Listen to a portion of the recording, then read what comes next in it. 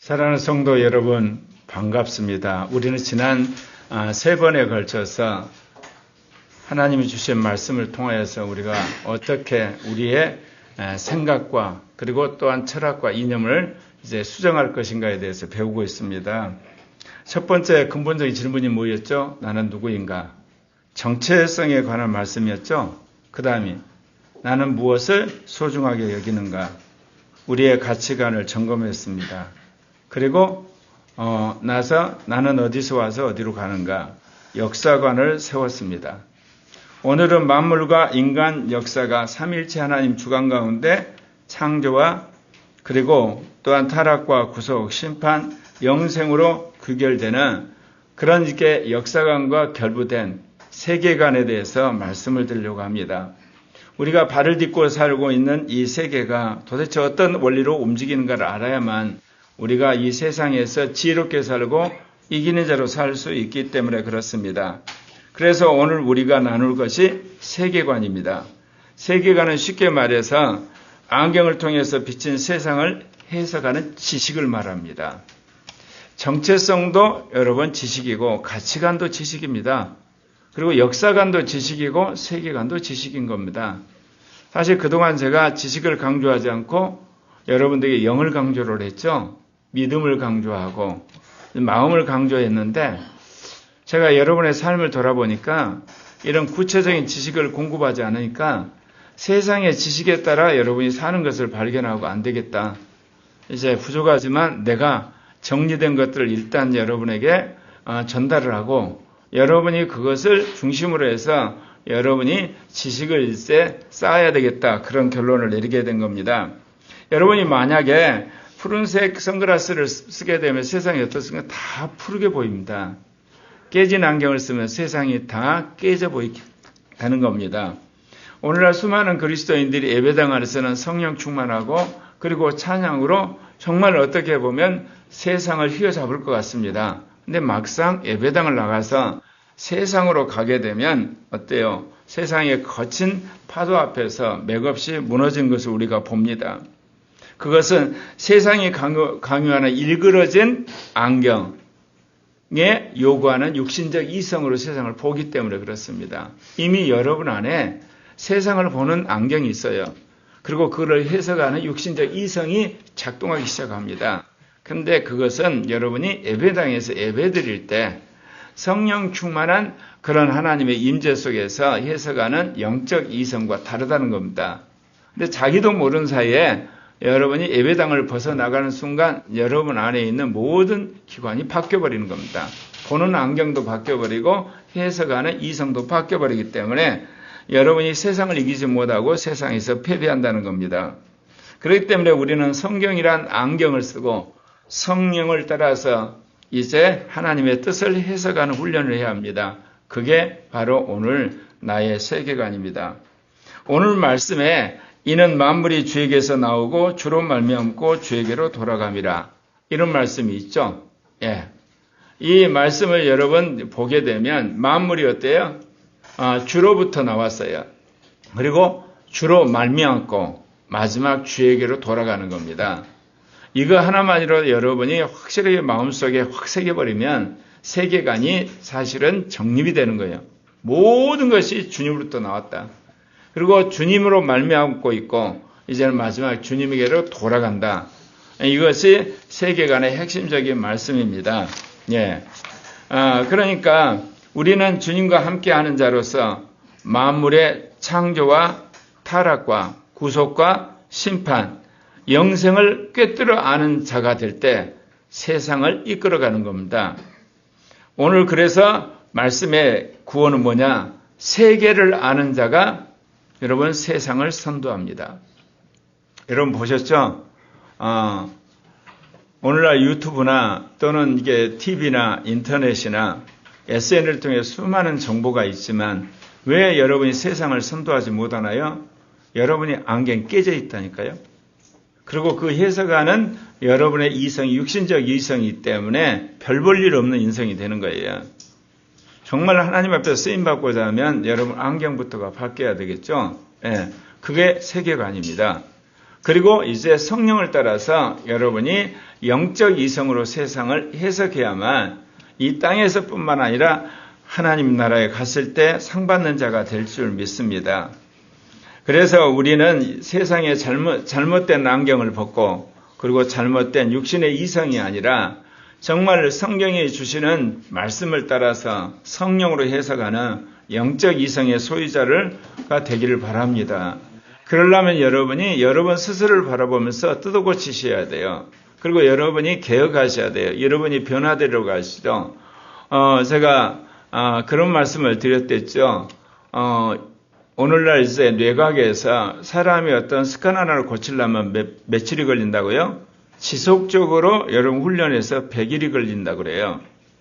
그만큼 우리가 영으로, 마음으로, 믿음으로 결단을 해도 우리의 말과 행동으로 나오기까지는 우리 뇌에 그 시냅스가 만들어져야 되고 거기에 기억이 돼야 돼요.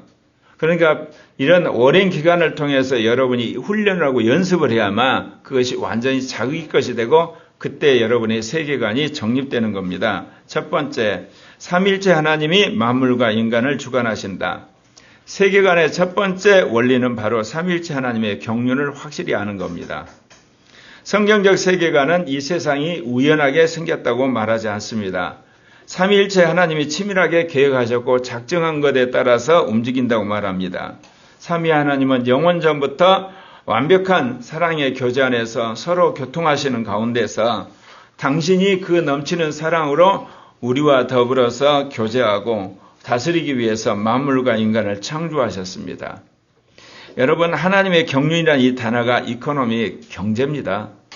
이게 하나님의 경제, 그게 하나님의 경륜이에요. 예. 하나님께서 세상을 통치하시고 관리하는 거룩한 질서를 말하는 겁니다. 하나님은 만물을 지으실 때 각기 모든 만물이 제자리에서 자기 역할을 하도록 했어요. 그런데 그 중에서 특별히 인간을 하나님 창조하셔서 자신의 대리자로서 만물을 다스리게 하신 겁니다. 그래서 여러분, 여러 만물 중에 하나가 인간이 아니라 그 만물을 모든 것을 다스리게 하는 독특한 만물이 인간입니다. 그래서 우주 역사의 중심은 인간인 겁니다. 인류 역사의 중심은 하나님을 믿는 백성들이 되는 겁니다. 그러나 하나님의 아들들로 창조된 영들이 반역함으로 이 완벽한 하나님의 설계에 금이 가게 되었습니다. 인간 창조 이전에 영적 존재인 천사가 하나님께 반역을 했습니다. 천사장인 이게 이 사단과 천사들인 악한 영들이 하나님의 반역함으로 결국은 그들은 이제 천국에 들어가지 못하고 이 우주와 지구 상공에서 그리고 이 세상 안에서 계속 배회하면서 하나님을 거역하고 그리고 하나님 말씀을 거역하는 그런 온갖 짓들을 하고 있는 것이죠. 이렇듯 사단의 그리고 악령의 반역에 의해서 하나님이 지으신 가장 아름다운 존재 인간마저도 뱀의 유혹에 빠져 하나님처럼 되고자 하는 교만 때문에 그가 반역의 길에 나서게 됩니다. 인간의 반역이란 한순간의 실수가 아니라 근본적으로는 창조주 하나님의 통치권을 거역하는 행위인 겁니다. 이로 인하여서 하나님 보시겠던 세상도 같이 더러워져서 이제는 온 세상이 죄와 어둠과 사단의 손아귀에 들어가게 된 겁니다. 죽음이 들어오고 만물이 부패하게 되고 그리고 사단은 끊임없이 인간뿐만 아니라 온 생을 더럽힘으로 만물이 씨름하고 있다 그 이야기입니다. 그렇지만 하나님의 경륜은 여기서 이제 그치지 않고 계속되게 됩니다. 하나님은 더럽힌 세상을 그대로 두지 아니하시고 이제 이것을 회복하기 위해서 하나님의 아들 예수 그리스도를 보내신 겁니다. 독생자 예수 그리스도가 이 만물을 구속하고 인간을 구원하기 위해서 이 땅에 오셔서 십자가에 죽고 부활하신 겁니다. 예수가 흘린 피가 인간이 지은 모든 죄값을 치르게 되고 만물을 깨끗게 하는 그야말로 보혈의 피가 되는 겁니다. 부활하신 주님은 이제 당신을 믿는 제자들에게 성령을 보내셨습니다. 여러분, 우리가 하나님을 아는 데에서 예수를 믿는 것이 첫 관문입니다. 그러나 하나님을 잘 믿는 관문은 성령 충만해야 되는 겁니다. 제가 가장 좋아하는 구절이 요한복음 16장에서 내가 가는 것이 너에게 유익이라. 내가 가지 아니하면 보혜사가 오지 않는다. 그러나 내가 가면 보혜사를 보내겠다. 누구를 보낸다고요? 성령이신 하나님을 보내겠다는 거예요. 여러분, 예수 믿고 천국 가기를 원하는 사람이 어떻게 성령이신 하나님을 환영하지 않는가 나는 이해가 안 가요. 여러분, 천국이란 거는 하나님과 영원히 살겠다는 거 아니에요? 근데 그 영원하신 하나님이 내한테 왔다니까요. 근데 그분을 환영하고 그분을 인정하고 그분과 교제하는 것이 여러분의 삶의 첫 번째 가치관이 돼야 되는 거 아니겠습니까? 그런 의미에서 우리 개인이나 그리고 가정이나 교회나 신학교나 근본적인 계획이 일어나야 돼요. 성령 중심의 사고와 성령과의 교통. 이게 너무너무 중요한 것이죠. 예. 그래서 성령이 우리 안에 오셔서 어떤 일을 하십니까? 이제 죄로 오염된 우리의 영을 살리고 우리의 마음을 깨끗게 하고 우리로 하여금 믿음을 유지시키고 그리고 우리의 양심을 선하게 하고 이성을 뜯어고치고 우리의 언어생활, 행동 모든 전반에 있어서 그리스도를 닮게 한다는 겁니다. 한마디로 말해서 그리스도 안에 새로운 피조물을 만드시는 거예요. 가장 먼저 만든 게 뭐죠? 영이에요. 그 다음에 혼을 만드는 거예요. 그 다음에 몸이 만들어질 때 주님 재림하시는 겁니다. 고린도후서 5장 17절에요. 그런즉 그리스도 안에 있으면 새로운 피조물이라 이전 것은 지나갔으니 보라 새 것이 되었도다 하고 선언하고 있습니다. 여러분, 그리스도 안에 있으면이에요. 그리스도 밖에 있게 되면 여러분 예피조물로 돌변하게 되는 거예요. 그래서 마귀의 여러분 도구 노릇을 하는 거예요. 그리스도 안에 있을 때 새로운 피조물입니다. 이거를 꼭 기억하셔야 돼요. 우리는 새로운 피조물이 되었다는 것만 강조하지 그리스도 안에 있다는 걸 망각해요. 그러니까 저 말씀을 아무리 여러분이 좋아해도 아무 소용이 없어요. 실제로 그리스도 안에 있으셔야 돼요. 그러면 새로운 피조물이 되는 겁니다. 예수의 피는 만물을 구속하는 하나님과 만물을 화해시키는 역할까지 하는 겁니다. 주님이 재림하신 날 천년왕국에서 첫째 부활한 사람들이 하나님과 이 만물을 화해시키는 구속의 작업을 합니다. 그런 연후에 만물이 새 창조의 길로 들어가게 된다는 것입니다. 그런 의미에서 하나님이 지나간 날을 되돌아보는데 저를 자연과학을 한 이유가 있어요. 그리고 나서 사회과학을 하고 인문과학을 하고 진보신학을 하고 보수신학을 하고 오순절 신학을 한 이유가 성경에 있는 모든 진리를 이잡시 다 뒤져서 온전한 신학을 만들고 온전한 그리스도를 만들기 위해서 수많은 사람들이 예수를 믿고 구원받은 것만 이야기를 하거든요. 그래서 인간의 구원은 예수님 초림과 재림 사이에 교회 시대의 끝장이 나요. 그러면 만물은요. 천년왕국 때 구속이 되는 거예요. 그러면 누가 구속하냐요. 예수님이 돌아다니면서 예를 들면 양이나 소나 사자를 제자 삼아가지고 훈련시켜가지고 양은 양한테 가서 복음 전하라고 소는 소한테 복음 전하라고 그러고 여러분 돼지는 돼지한테 복음 전하라고 하겠어요? 여러분 만물을 복음을 전하게 하는 그 일을 누가 하냐? 첫째 부활한 사람들이 하는 거예요. 일찍이 몸의 구속을 받아서 먼저 부활한 사람. 그게 14만 4천이고 그게 여러분 순교자고 그게 여러분 휴관 성도라고 그랬죠. 그들을 먼저 선발을 시켜야 되는 거예요. 왜냐하면 그들이 먼저 부활해가지고 이 만물을 구속을 해야 되니까 만물을 구속해야만 하나님이 그 모든 걸 다 불태우고 새하늘과 새 땅에 새 예루살렘이 등장하는 거예요. 그러니까 천년왕국이 없으면 여러분 인간은 어떻게 될지 모르지만 우리가 말하면 이 지구와 땅과 그리고 또한 하늘과 이 우주가 새 창조가 될 수가 없어요. 예수의 피로 깨끗해지지 않았기 때문에 하나님이 창조할 수가 없다니까요. 이 놀라운 사실을 사람들이 망각해요. 근데 제가 자연과학을 하면서 평소에 이 우주와 이 사람들의 이 식물, 그러고 동물, 인간들에 대한 관심이 있잖아요. 지구 생태계에. 성경에 보니까 그게 있는 거예요. 정말 놀랐다는 걸 느꼈어요. 사랑하는 형제 자매 여러분, 만물을 구속하기 위해서 하나님이 예수 믿는 사람들 중에서 거룩한 자를 선발하고 계세요. 근데 그들이 2000년 교회사에서 뭐를 해야 되냐? 사단과 악한 영들을 굴복시켜서 그들을 한마디로 패배시키는 작업을 해야만 주님이 또 재림하신다 그 이야기입니다. 계시록 2장 6절에 보면 하나님은 이루었더라. 나는 알파 오메가요 시작과 끝이라. 내가 생명수 샘물을 목마른 자의 값없이 주리라 말씀하십니다.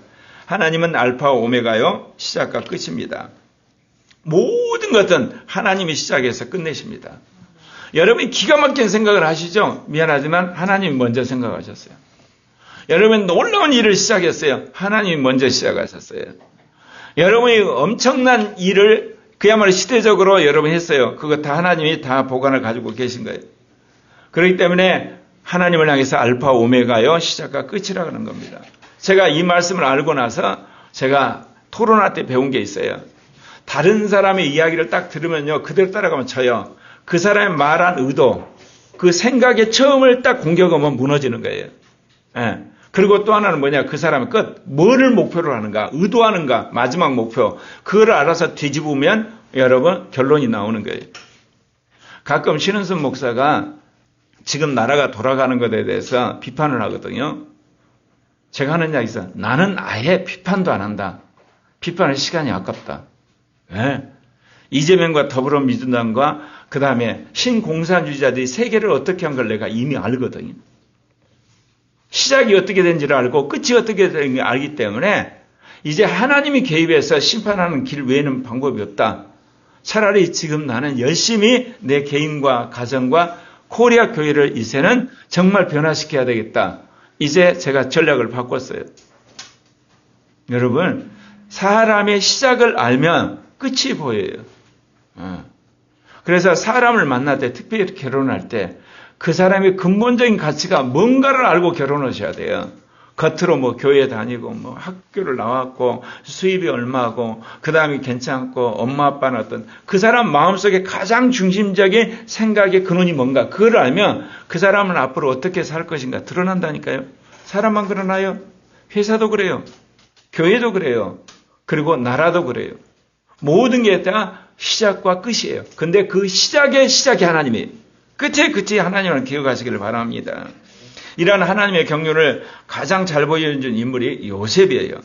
요셉은 형들의 시기와 미움으로 애굽에 노예로 팔려갔잖아요. 억울한 누명을 또 써가지고 감옥까지 가서 그야말로 죽을둥살둥하는 그런 상황인데 인간으로 눈으로 보면 요셉의 인생은 정말 비극적인 거 그야말로 억울한 인생이잖아요. 근데 이 모든 고난을 다 겪은 요셉이 총리가 되었는데 나중에 이제 아버지 야곱이 죽고 나서 형들이 사실하면 떨듯이 떠는 거야. 이제 이 요셉이 아버지는 이제 돌아가셨겠다. 지난날 우리가 했던 걸 복수를 하면 우리는 한마디로 목숨이 살아남을 길이 없다. 떨 때 요셉이 한 이야기 중요해요, 여러분. 그리스도인이 되고 여러분 14만 4천을 왜 하나님이 기뻐하신가 이것 보면 알아요. 요셉이 뭐라고 이야기합니까? 당신들이 나를 이곳에 팔았다고 해서 근심하지 마소서. 한탄하지 마소서. 하나님이 생명을 구원하시는 나를 당신보다 먼저 보내셨나이다. 요셉을 보내는 방법이 무슨 방법밖에 없냐? 노예로 팔려가는 방법 외에는 없는 거예요. 그리고 뭐예요? 거기에 있는 보디발의 아내한테 누명이 쓰여져 가지고 그님만 하면 정치범들이 들어가는 감옥으로 가는 수밖에 없어요. 왜냐하면 거기가 있어야만 나중에 왕의 꿈을 해석을 해서 인력 총리로 올라가죠. 다른 방법이 없다니까요.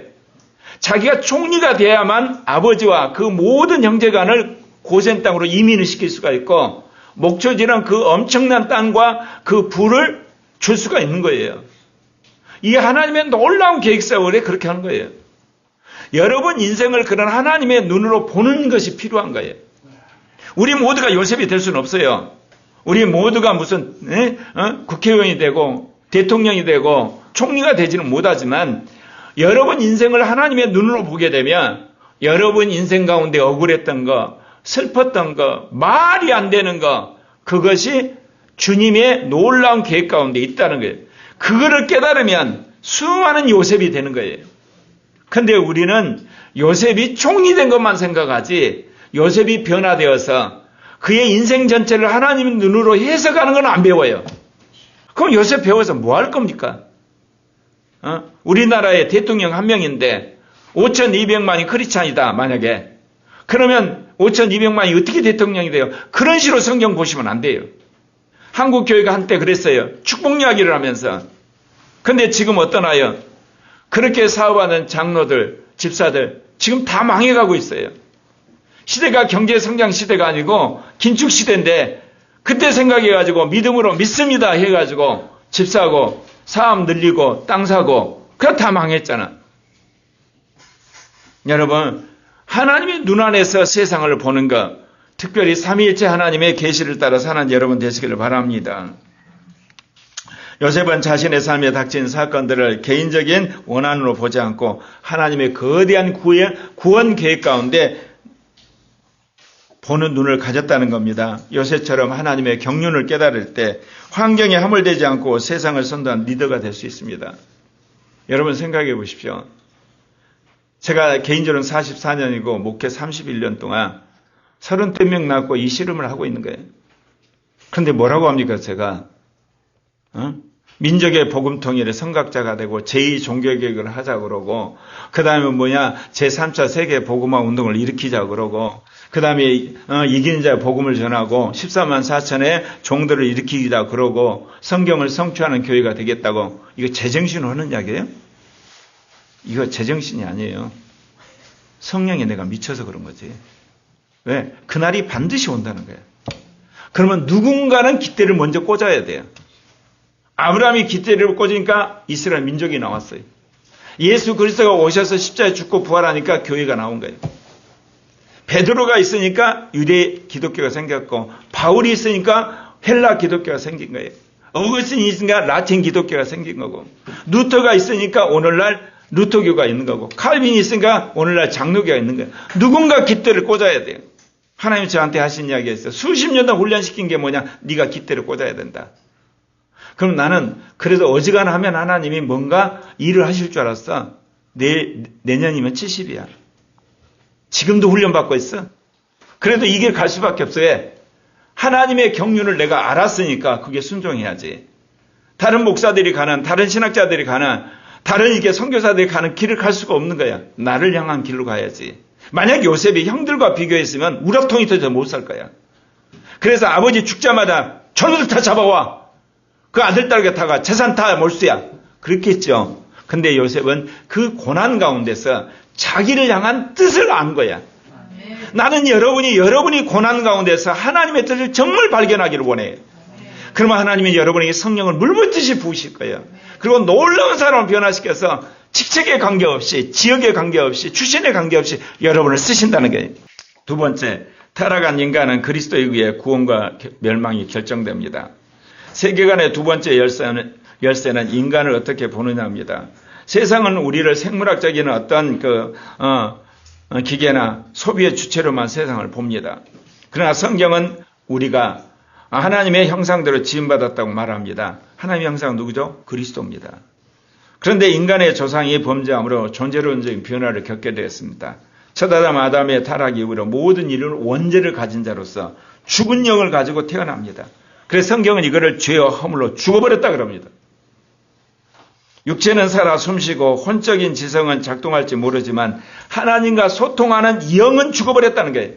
그러니까 하나님을 알 수도 없고 하나님과 교제할 수도 없고 그리고 하나님의 계시를 받을 수 없는 영적 고아 상태입니다. 근데 여러분 영적 고아라고 생각 않죠? 돈 많으면 괜찮고 뭔가 건강하면 괜찮고 학벌 있으면 괜찮고 사회적으로 유명하면 괜찮고 영적으로 고아라니까요 여러분. 영적 고아예요 여러분. 고리학교에 있는 형제자매들도 영적 고아야. 그럼 뭐냐? 매일 영양음성 못 듣잖아. 그럼 영적 고아인 거예요 여러분. 고행성 목사 설교 듣고 그런 것 같은 착각에 빠지시지 않으면 안 돼요. 여러분이 그렇게 사셔야 돼. 우리는 죽음과 죄와 허무의 비참한 상태에서 우리를 건져 올릴 수 있는 유일한 길이 예수 그리스도라는 것을 알게 그분을 믿습니다. 우리가 무언가 대단한 일을 해서가 아닙니다. 오직 예수 그리스도께 이루신 그 의를 믿음으로 대신 가져와서 우리가 의롭게 된 거예요. 그러니까 의롭다고 인정하니까 성령을 부어버린 거예요. 여러분 죄인이 성령을 받으면 그 자리에서 즉사합니다. 왜냐하면 거룩하신 하나님이기 때문에 용서를 하지 않습니다. 그래서 성경에서 그런 대표적인 사람들이 있죠. 아간이라든지 아니면 그 아나냐 삽비라처럼 성령 충만한 공동체에서 어기니까 그 자리에서 하나님 즉사를 하게 하죠. 그게 이제 하나님 보여주신 거예요. 그런데도 불구하고 우리가 이렇게 죄를 짓고 사는 이유는 뭐냐? 예수 그리스도의 피를 믿는다는 것 때문에 성령이 참으시는 거예요. 그리스도의 의가 우리에게 전가될 때 비로소 하나님과 깨어진 관계가 회복되었던 겁니다. 이제 우리는 더 이상 육체의 욕망에 끌려다니는 존재가 아닙니다. 우리의 영과 혼과 몸이 유기적으로 결합되어 하나님의 뜻을 받드는 살아있는 성전이 되어가야 합니다. 하나님과의 관계가 회복된 우리에게 일어나는 가장 놀라운 사건은 성령이 우리 안에 오셨다는 사실입니다. 죽었던 우리의 영이 그리스도 안에 다시 살아나고 거룩하신 성령님이 우리 안에 거처를 정하십니다. 내 인생을 돌아봤을 때 내가 11단 성령세를 받고 2년 동안 성령 운동한 인생, 저는 죄종이 되면 다 그런 줄 알았어요. 내가 본바로 10일 동안 성령세를 받은 사람이 없더라고. 나중에 주님이 그래요. 내가 이 시대에 늦은 빛 성령의 시대에 성령의 신학자, 성령의 목회자, 성령의 교인, 성령의 개혁자, 성령의 과학자, 성령의 운동가를 만들기 위해서 내가 너를 택했다. 어떻게 보면 제가 남에게 뒤지지 않을 만큼 인텔이에요. 이성이 굉장히 발달되어 있어요. 근데 하나님의 강권적인 은혜로 이성이 무력한 걸 누구보다 아는 자들이에요. 그래서 잘났다는 인간들을 보면 참 불쌍해요. 이성이 얼마나 여러분 허접합니까? 여러분, 서구라파에 수많은 지성인들이 어때요? 이제는 평화시대가 왔다고 어땠습니까? 모든 군수공장, 무기 다 없앴어요. 특별히 뭐냐? 독일의 위대한 총리라는 메르켈이라는 여자, 사실은 전직 동독 공산당 원이었거든요. 그게 이제 변화돼가지고 총리를 몇 년을 했어요? 6년인가 했어요. 위대하다 박수 쳤는데 그게 무슨 짓을 했냐? 러시아에서 천연가스나 천연자원 가져다 가공해가지고 그것을 해서 중국에다 팔았어요. 근데 지금 어떻게 됐어요? 그 러시아가 우크라이나를 점령하고 한마디로 서유럽을 공격하겠다는 거 아니에요. 지금 서구로와 수많은 사람들이 뭐냐? 메르켈을 비난해요. 저주를 해버린 거야. 그것도 뭐예요? 서구로와 지성인들이 이제 탄소가스 그리고 이걸 없애기 위해서는 원자력도 하면 안 되고 그 다음에 화력발전 다 없애라. 오직 뭐냐? 풍력발전 그리고 또한 조력발전 그리고 LNG 천연가스. 그래갖고 지금 유럽이 어때요? 쫄딱 AI 시대에 망하고 있어요. 그건 뭐를 말합니까? 여러분, 타락한 인간이 하나님을 떠나면 지혜를 닫아버려요. 서구라파 기독교 문명권이었잖아요. 근데 그들이 1914년 1차 대전을 일으켰고 1939년 2차 대전을 일으켰어요. 그래도 회개를 안 하니까 하나님이 쫄딱 망하게 한 겁니다. 유럽에서 몇 나라나 살아남을지 몰라요. 이제 21세기 패러다임이 바뀌었어요. 예수 그리스도를 믿는 한국을 중심으로 아프리카, 남미의 나라들이 일어날 겁니다. 물론 기존에 있는 나라들 중에 예수 그리스도의 복음 아래 정신 차린 나라들도 살아남기는 하겠지만 말입니다. 계시록 22장 13절에 그리스도께서는 나는 알파와 오메가요 처음과 마지막이요 시작과 마침이라고 그랬습니다. 그리스도께는 하나님이시지만 피조물 가운데 처음 나신 자입니다. 마지막 아담으로서 인간의 모든 저주를 받고 죽으셨습니다. 또한 그리스도는 죽은 자 가운데서 가장 먼저 부활하신 분입니다. 그리고 마지막 날에 모든 인간과 만물을 심판자로 오시는 분입니다. 그렇기 때문에 우리가 예수 그리스도를 믿는 겁니다. 사랑하는 형제 자매 여러분, 예수 그리스도를 믿고 끝까지 그분을 붙드는 사람은 구원이고 그러지 않는 모든 인간은 멸망으로 갑니다. 세 번째, 인류 사회는 복음이 전파된 이후에 주님에 의해서 심판을 받습니다. 세계관의 세 번째 원리는 인류 사회를 아는 겁니다. 언제 기회 있으면 나의 사회관에 대해서 설교하려고 합니다. 여러분, 사회에 대한 이해를 어떻게 하시나요? 제가 하나님께서 그동안 수십 년 동안 훈련받은 사회의 다층적입니다. 나라는 개인이 있죠. 가정이 있죠. 소그룹이 있죠. 그리고 직장이 있죠. 지역교회가 있죠. 그리고 사회가 있죠. 그리고 여러분 선교단체가 있죠. 국가가 있죠. 민족교회가 있죠. 대륙이 있죠. 거기에 대륙교회가 있죠. 세계가 있죠. 세계교회가 있죠. 우주가 있죠. 하나님 나라가 있어요. 이게 사회예요. 사회. 우리가 속하는 사회. 다층적 사회. 근데 우리는 사회 그러면 기껏해야 뭐예요? 가족. 그리고 어때요? 이게 나라 정도. 나라도 별로 생각 안 해. 직장. 그러니까 우리가 사람들을 이해하고 세상을 흘러가는 세상을 정확하게 읽지를 못하는 거예요. 에덴 동산 이후의 역사는 그리스도의 복음을 믿는 하나님 백성과 그리고 그리스도의 복음을 대적하는 세상과의 싸움입니다. 하나님은 타락한 인류 사회를 구원하기 위해서 먼저 믿음의 가문을 택하셨죠. 그 이후에는 믿음의 민족을 택하셨습니다. 그게 이스라엘입니다. 마지막에는 이스라엘을 통해서 메시아인 예수 그리스도를 보내셨습니다. 이제는 그리스도의 몸된 교회를 통해 천국 복음의 영생의 복음이 전파되고 있습니다. 그래서 세계는 예수 그리스도의 복음을 믿는 기독교와 그렇지 않는 세상과의 싸움이고 그 사이에 세상에 매몰된 한마디로 말해서 뿌락지 가짜 기독교가 교회를 공격하고 있는 겁니다. 요한복음 5장 24절에 내가 진실로 너희에게 이르노니 내 말을 듣고 또 나 보내신 이를 믿는 자는 영생을 얻고 심판에 이르지 않으니 사망의 생명으로 옮겼느니라. 예수 그리스도를 믿는 사람은 의롭다함을 받고 영생을 얻지만 거부하는 사람은 자신의 죄 때문에 영원한 멸망으로 가는 겁니다.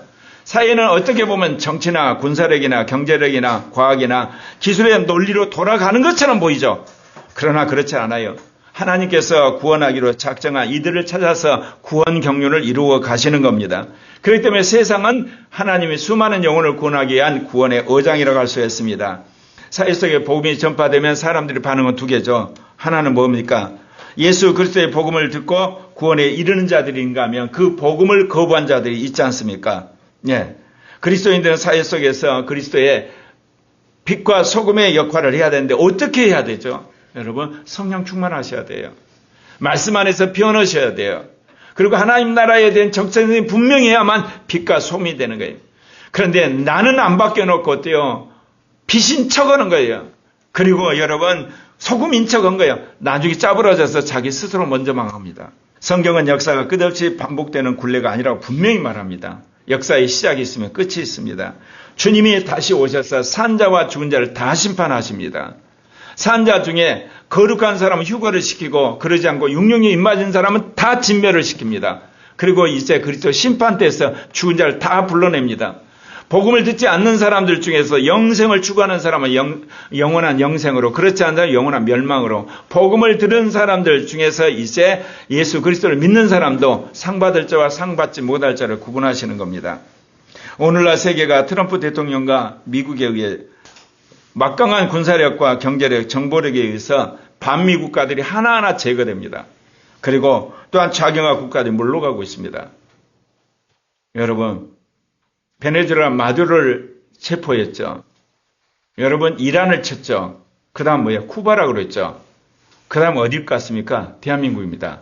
러시아는 싸우기에는 너무 힘드니까 트럼프가 러시아를 우군으로 만들고 그 다음에 북한한테는 거래를 하고 결국은 이 모든 퍼즐의 마지막 꼬리는 뭐죠? 중국을 포위하고 있는 정적입니다.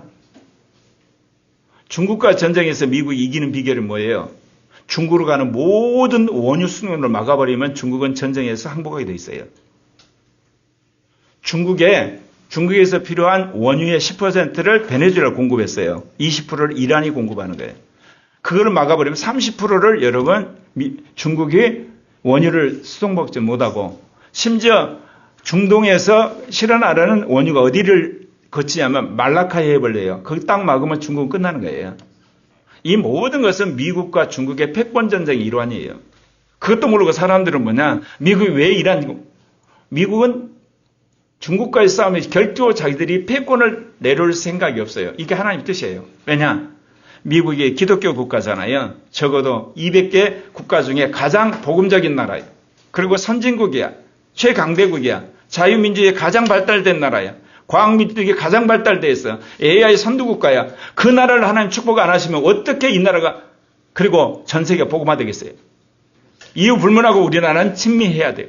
닥치고 친미야. 아무도 친미야. 요거도 뭐 친미야. 그래야만 우리나라가 G2 나라가 될 수 있는 가능성이 있는 거예요. 왜 이야기를 하는 줄 아시죠? 예수 그리스도의 복음을 믿는 교회, 그 교회를 지키는 나라를 하나님이 가장 먼저 축복하세요. 하나님이 우리에게 제3차 세계 복음화 운동을 일으키라고 말씀하셨는데, 그러려면 어때요? 국가 장벽이 다 깨져야 돼요. 무슬림 종교의 장벽 깨져야 돼요. 지역의 장벽 깨져야 돼요. 계급의 장벽 끊어야 돼요. 모든 장벽이 깨져야 돼요. 트럼프가 뭐라고 그랬어요? 성은 남자와 여자뿐이 없다. 제3의 성은 없다. 모든 트랜스젠더 군인들 다 제대시켜버렸어요. 그러면서 그걸 엄포를 하니까 여러분 이제 올림픽에서 어때요? 트랜스젠더는 여자들의 경기에 참여할 수 없다고 선언을 했어요. 네. 동성애 문제가 여러분 윤리 문제가 아니에요. 이제는 정치 문제인 거야. 권력의 문제야. 앞으로 그렇게 될 거예요. 왜? 트랜스젠더가 된 남자인 여자들이 가서 어때요? 레슬링을 하는데 그냥 해버려가지고 여자 두개골이 깨져버리고 축구를 하는데 부딪혀가지고 여자들이 상을 당하고 핸드볼을 하는데 상대가 안 되는 거예요. 근데 그걸 어때요? 서구라파 기독교인들이 퀴어 신학을 만들어서 뭐라고 그랬어요? 그들도 뭐냐? 여자라는 거야. 그게 미친 신학이 서구라파에 만들어진 거야. 그게 전 세계 인테리어를 장악하고 있어. 한국의 좌파들도 그래. 그래서 미친 차별금지법을 지금 발의했잖아. 하나님이 이거 깨뜨리고 말아요. 네. 창조의 질서에 어긋나거든. 그리고 더더욱 복음을 맞는 가장 암적인 신학이고 사상이기 때문에. 그래서 하나님이 이거를 깨뜨려 버리시는 거예요. 그래서 결국 세계의 역사는 어떻게 되느냐. 예수 그리스도가 오신 이후에는 예수 그리스도를 믿는 교회와 그 교회를 보호하는 국가가 세계를 주도하고 있습니다. 한번 보실래요? 세계의 성교와 문화를 주도하는 국가의 흐름입니다. 자, 1세기, 3세기까지는 유대민족과 헬라 민족이 주도를 했어요.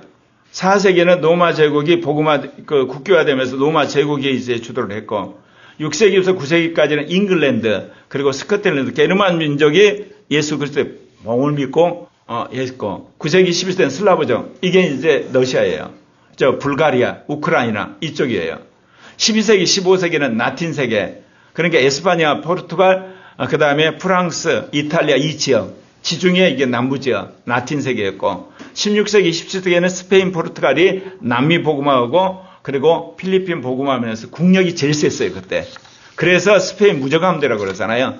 그 다음에 18세기 돼서 독일이 부상하게 돼요. 네덜란드가 성교하게 되고, 19세기에 해가 지지 않는 나라 영국이 전 세계 식민지 지배하면서 복음을 전했어요. 20세기에 최강대국 미국이 복음하고 수많은 선교단체를 후원했어요. 21세기는 대한민국이 중심이 돼서 아프리카, 남미, 유럽, 북미 그 모든 나라들의 복음적인 나라들과 연대를 해서 세계 복음화를 하도록 하나님 시대적 사명을 우리에게 주셨다는 거예요. 그래서 지금 한국을 일으키는 거예요. 여러분 생각해 보세요.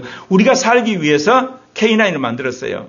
흑표 전차를 만들고, 그 다음에 천궁을 만들고, 그 다음에 이제 잠수함을 만들었는데, 그게 국민들을 먹여 살리는 산업이 될 줄 누가 알았냐고. 서구라파는 이제 전쟁이 없으니까 모든 군사산업 없애고 모든 무기 없애자 그래가지고 오늘 쫄딱 망해가지고 푸틴 앞에서 지금 전전 긍긍하고 있는 거야. 하나님 섭리는 그런 거예요, 여러분. 예. 여러분 적어도 예수 그리스도 초림에서 재림까지 7년 환란 전까지는 적어도 예수 그리스도를 믿는 교회와 그 교회를 보호하는 국가가 세계를 주도합니다. 정신 나가는 이게 기독교인들이 뭐라고 그래요? 소련이, 중국이, 북한이, 이란이, 베네수엘라가 어떻게 될 것 같아요? 쫄딱 망해요, 하나님. 다 망하게 합니다. 그 예수 그리스도의 복음이 편만히 증거되고 그리고 나서 7년 환란에 적그리스도 세계에 출현하는 거예요. 이게 세계를 보는 눈이 되셔야 돼요. 네 번째, 종말에 믿는 자들을 돕는 천사들이 사단의 세력을 결박을 합니다. 눈에 보이는 물질 세계 너머에 영적 실체가 존재합니다. 하나님은 인간을 창조하기 전에 수많은 천사들을 창조했습니다. 하나님은 권세에 순종하는 그분을 섬기로 선택한 존재들이 거룩한 천사들이고 그들은 하나님 명령을 수행하며 성도들을 섬기는 역할을 하고 있습니다. 반면에 천사 중 하나였던 루시퍼와 그리고 악한 영들은 이제 사단이 되고 악령이 된 겁니다. 그래서 사도 바울이 이야기했어요. 우리가 싸워야 할 대상 중에 어떤 대상이 있냐면 에베소 6장 12절에는 우리의 씨름은 혈과 육을 상대하는 것이 아니요 통치자들과 권세자들과 이 어둠의 세상 주관자들과 하늘에 있는 악의 영들을 상대함이라. 크리스찬들이 싸워야 할 세상이 어때요? 실은 누구냐? 예수 그리스도의 복음을 적대적으로 생각하는 반기독교인들이 아니라 그 뒤에 있는 악한 영이라 명확히 이야기하겠습니다. 오늘날 복음적인 기독교인들 성령 충만 안 하니까 이 악한 영들의 정체를 몰라요. 오늘날 한국에서 일어나는 이 한마디로 정권의 싸움, 이념의 싸움, 그 다음에 이게 모든 선교의 싸움 뒤에 악한 영과의 싸움이란 몰라. 그런데 놀라운 사실은 요즘에 사람들이 복음적인 그런 목사들과 교인들도 이제 이 동성애를 막으려고 싸우면서 영적 전쟁이란 말을 해. 옛날에는 선교학에서만 썼는데 지금은 정치에서도 영적 전쟁이라고 그래요. 과학에서도 영적 전쟁이라고 그래요. 경제도 영적 전쟁. 왜? 그 뒤에 사단이 있어서 어떻게든지 기독교가 확산되는 걸 막으니까. 기독교인을 막으려고 하니까. 그거를 이제 눈이 뜬 거예요. 그러니까 에베소 6장 12절을 이제서 알게 된 거예요. 우리가 사는 세상은 중립지대가 아닙니다. 사단과 악령들을 끊임없이 하나님의 통치를 방해하고 인간을 무너뜨리려고 합니다. 세상을 리드하는 리더는 영안이 열려서 그 뒤에 있는 영적 세력을 알아야 하는 겁니다. 미움과 분열과 탐욕과 시기와 음란과 질투하고 그 모든 것 뒤에는 누가 있다? 악한 영이 있습니다. 술취함과 우상 숭배와 그리고 모든 전쟁 뒤에도 사단이 있는 겁니다. 그것을 여러분이 아셔야만 됩니다. 이 영적 전쟁의 실상을 가장 극명하게 보여준 사건이 다니엘의 기도입니다. 다니엘이 민족을 위해서 간절히 기도하기 시작했습니다. 하나님은 즉시 가브리엘 천사를 보냈습니다. 그러나 가브리엘이 오는 가운데 페르시아 왕국을 지키는 군주, 이게 뭐냐면 사단도 계급이 있거든요. 사단이 제일 큰 왕초고 그 밑에 중간 왕초가 있어요. 그게 페르시아 군주야. 공중권세 잡은 악령이죠. 20일 동안 이 가브리엘이 가는 걸 막는 거예요. 가브리엘 천사장을. 그러니까 하나님이 이제는 미가엘 천사장을 보내가지고 그 페르시아 군주 악령이죠. 그거를 이제 해치고 막아주니까 가불이 왔다는 거예요. 우리가 기도할 때 단순히 말만 하는 것이 아닙니다. 영적 세계에서는 천사들과 악령이 치열한 전투가 있는 거예요. 여러분이 믿음으로 기도하게 되면 천사들이 힘을 얻어서 악령을 몰아내고요. 여러분이 퍽퍽 졸거나 여러분 기도를 안 하면 악령이 세가지고 여러분 개인과 가정과 교회를 붙드는 거예요. 한국교회가 그런 거예요. 예, 민주화되고 자본주의화되고 과학이 발달하고 학력도 높아지고 편해지니까 기도하잖아요. 기도하더라도 어때요? 육신적으로 기도해요. 그러니까 마귀가 자기 세상 만났다고 그런 거예요. 예. 사랑하는 형제 자매 여러분, 기도하는 교회가 돼야 돼요. 그것도 믿음으로 기도하는 교회가 돼요. 성령 충만한 교회가 돼야 돼요. 내가 요즘 우리 간사님들 집사님들을 보면서 처음 교회 개척할 때하고 너무너무 달라졌어. 처음 개척해서 직장 선교를 위해서 모이라 그랬거든요. 내가 한 번인가 참석했는데 가고 직장 선교로 모여가고 뭔 이야기하냐, 정치 이야기하고 연예인 이야기하고 스포츠 이야기하고 그리고 밥 먹고 헤어졌어. 근데 지금은 월화수목 금금금 할 정도로 교회 와서 기도하고 그 다음에 루틴하고 열심히 섬기는 거 보면서 자연스럽게 예수에게 미쳐가는구나. 내가 미치라고 안 했는데 미쳐가고 있어. 오직 하나님과 예수 그리스도의 복음과 민족의 복음화를 위해서 제3의 교회를 세우는데 그렇게 변해가는 거 보면서 제가 깜짝 놀랐어요. 예, 5번째. 더러워진 자연도 구속받은 후에 사라졌다가 새 창조된다. 세계관의 5번째 원리는 자연세계를 아는 겁니다. 자연은 그저 인간의 욕망을 채우기 위한 자재가 있는 창고가 아닙니다. 로마서 8장 19절에 피조물에 고대하는 바는 하나님의 아들들이 나타난 것이니라고 선포하며 만물의 소망을 여러분, 피조물이 지금 데모하고 있는 거 아세요? 만물이 지금 완전히 티스를 튀고 있는 거야. 못 살겠다, 가랍자. 누가 오기를 기다려? 하나님의 아들들, 첫째 부활한 자들이 한마디로 등장하기를 기다리고 있는 거예요, 여러분. 그래서 어서 빨리 천연왕국이 오기를 기다리는 거야. 그래야만 예수 그리스도의 복음을 통해서 자신들이 이제 해방을 받거든요. 이런 것도 모르고 자연보호 운동을 해요. 여러분, 자연보호 운동 실패하게 돼 있어요. 수많은 사람이 탄소 중립이라 그래가지고 어때요? 야, 탄소 쓰지 말고 그리고 이제 전기 자동차 하자 그랬잖아요. 그렇게 전기 자동차 주장했던 서구라파 쫄딱 망했잖아요. 왜? 여러분, 이 지구상에 탄소 중립을 하려면 어느 나라가 해야 되죠? 인구 제일 많은 나라 순으로, 여러분, 강대국 순으로 탄소 중립을 해야 돼요. 중국, 인도, 그 다음에 러시아, 미국, 브라질, 인도네시아, 이런 나라가 탄소 중립을 해야 돼요. 근데 탄소 중립은요, 그런 나라들은 안 해요. M은 뭐예요? 약소국가들하고 서구라파 나라들하고 탄소 중립하다 끝났어요.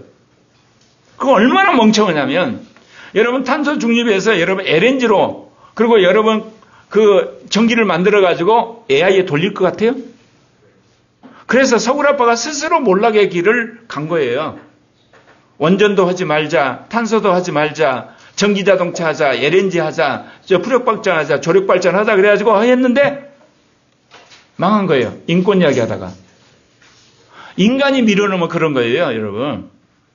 자연을 제대로 알아야지. 자연은 인간이 절대로 여러분 보호해가지고 영원히 유지할 수가 없어요. 그런데 지금 이제 사람들이 다 원전으로 가잖아요. 모르긴 해도 10년 안에 어딘가에서 원전 사고가 날 겁니다. 이제 너도나도 원전 짓는데 여러분 이 땅 밑에가 뭐죠? 뭐가 있죠? 마그마가 있어요.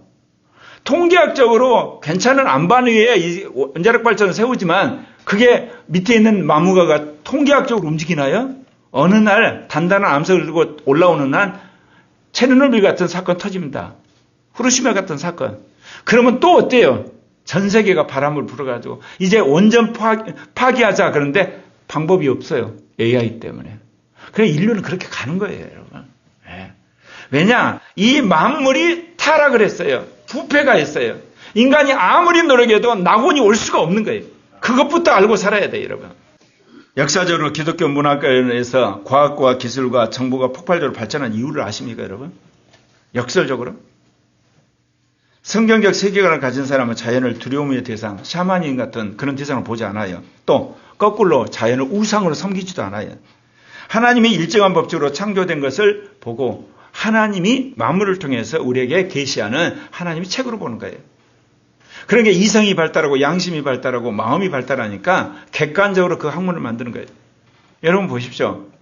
여러분이 아는 과학이 어디서 발달했어요? 서구 기독교 문명에서 발달했어요. 개신교 문명에서.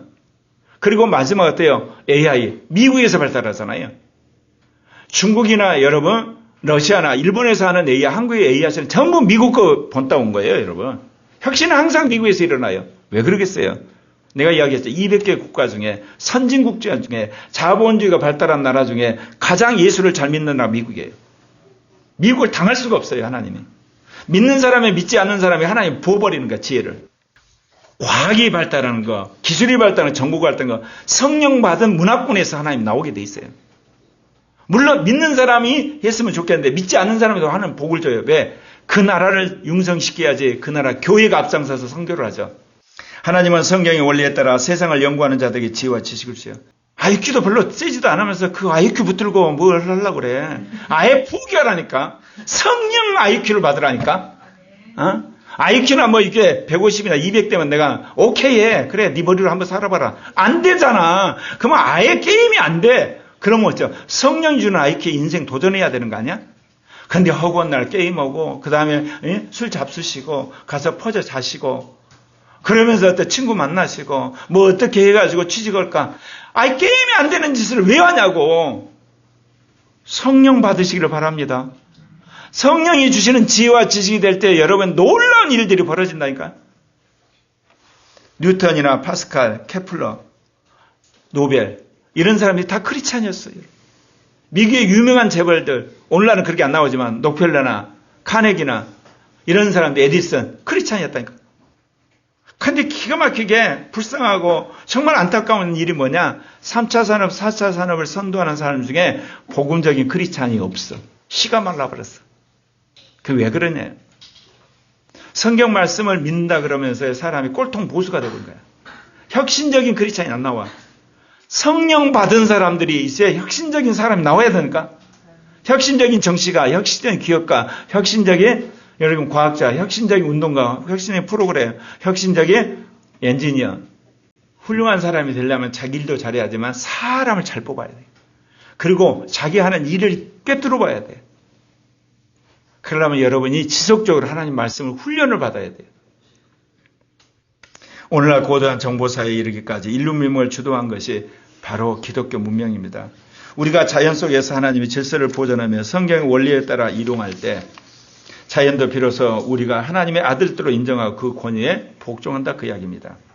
이제 우리는 하나님의 눈으로 세상을 경영해야 되겠죠. 말씀을 정리하겠습니다. 사랑하는 성도 여러분, 세계는 어떻게 움직입니까?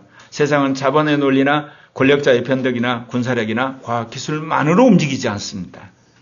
삼위일체 하나님의 경륜 속에서 이 모든 것이 창조되었고 그분이 움직이고 계시고 그거를 예수 그리스도가 구속하고 계세요. 교회를 통해서. 그런 가운데 성령이 새 창조 역사를 이제 이끌어가고 있는 겁니다. 그렇기 때문에 우리는 이런 세계관을 정립해서 그거를 단순히 설교로 끝나는 게 아니라 여러분 안에 적용을 해서 여러분이 성령과 더불어 함께 가야 되지 않겠습니까? 나의 정체성이 흔들리지 않고 나의 가치관이 견고해지고 그리고 나의 역사관이 분명하고 나의 세계관이 골수까지 침투하게 때 여러분 위대한 하나님의 종들이 되리라 믿습니다. 이번 한 주간 세상을 두려워하지 마십시오. 특별히 고난주간 아니겠습니까? 고난을 통해서 나의 연약함을 고백하고 나의 죄악됨을 그대로 인정하고 나의 악함을 인정하고 그리스도 안에서 새로운 사람들 되시길 바랍니다. 그래서 성령이 주시는 새로운 지혜와 새로운 지식과 새로운 영감과 새로운 그런 능력으로 도전하는 여러분 되시기를 바랍니다. 하나님 아버지 우리에게 믿음의 눈을 열어 주시옵소서. 세상의 거짓된 가르침과 사탄의 미혹에 속지 않게 하시고 하나님의 설교된 말씀을 통해 세상을 정확하게 보게 하옵소서. 요셉에게 주셨던 섭리 안경을 우리에게도 허락하시고 다니엘에게 깨닫게 했던 그런 놀라운 영적인 기도의 용사가 되게 하옵소서. 우리에게 창조의 질서를 깨닫는 지혜를 주시고 과문명을 주도하게 하시며 하나님의 영광을 드러나게 하옵소서. 그래서 우리의 가정과 직장과 사회와 이 민족 가운데서 예수 그리스도의 빛과 소금이 되는 저희들이 되게 하옵소서. 그래서 죽었던 영혼을 주님 앞에 인도하게 하시고 주님의 교회를 살린 데 앞장서는 저희들이 되게 하옵소서. 그래서 제3차 세계 복음화 운동의 주역들이 되게 하옵소서. 예수님의 이름으로 기도했습니다. 아멘.